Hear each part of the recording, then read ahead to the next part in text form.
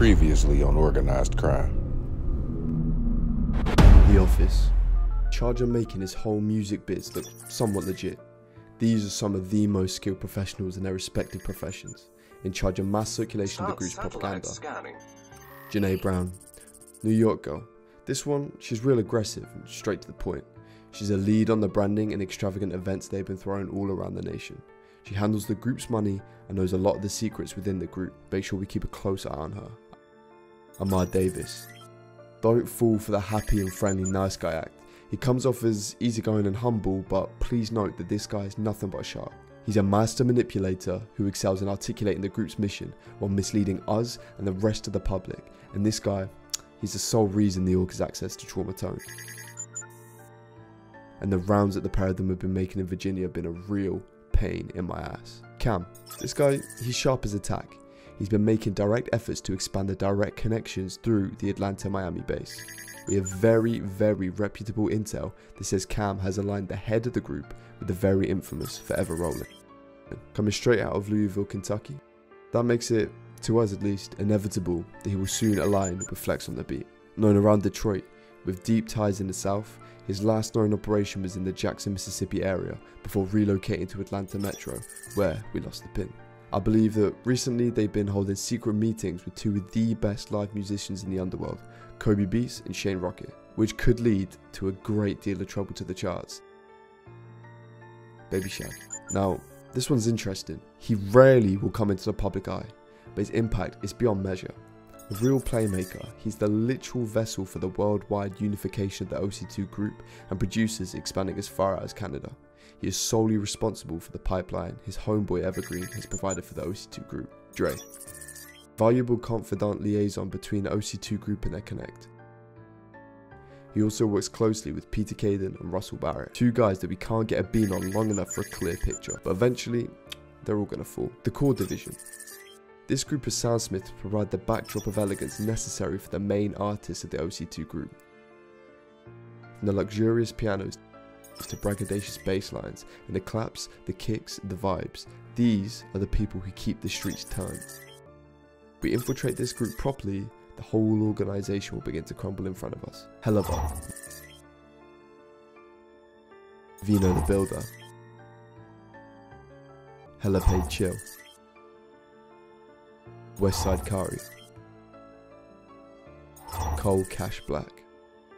As we transition into the next group, we've got to understand the danger that they present to us and the public. The shooters. All high quality marksmen with a keen ability to hit you from close range or a distance. A very fluid part of the organisation that enables them to keep constant surveillance to protect and enhance group profile. Logistics. Now this one, it gets really tricky here with logistics. As far as hackers go, these two guys are the pinnacle of piracy and internet disruption. They can manipulate you, make you see things that you don't see, hear things that you don't hear, and take away things from reality. Their expertise is so vital to this group, it's unmatched. These two are the key to this group's success. Babyface Ray.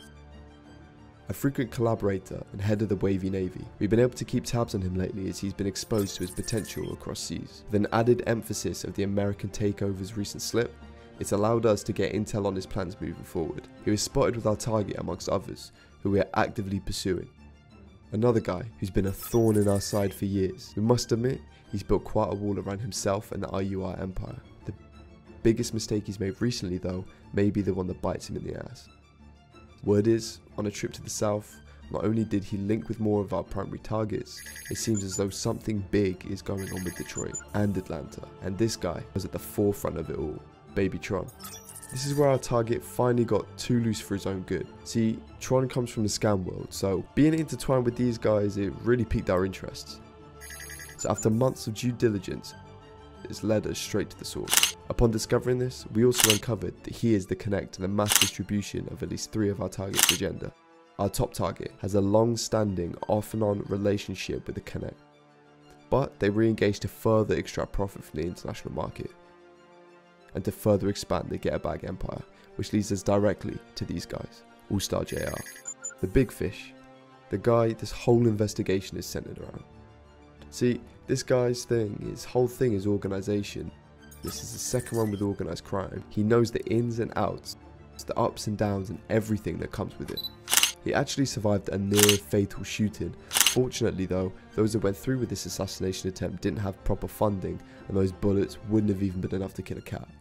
He has allies domestically and internationally. Very, very cutthroat businessman who doesn't believe in love and friendships in such a high stake business. We must approach apprehending him with patience, precision and force. What about the kid? Why is the kid on the board? Why? Have you seen this kid? You see that necklace that's around his neck? The insane amount of cash, the cars he drives? Word is, he just rented out the whole funplex for the entire week for his sister's birthday. You know any other 2-year-olds with that kind of cash? Exactly. His little ass is coming down with the rest of them.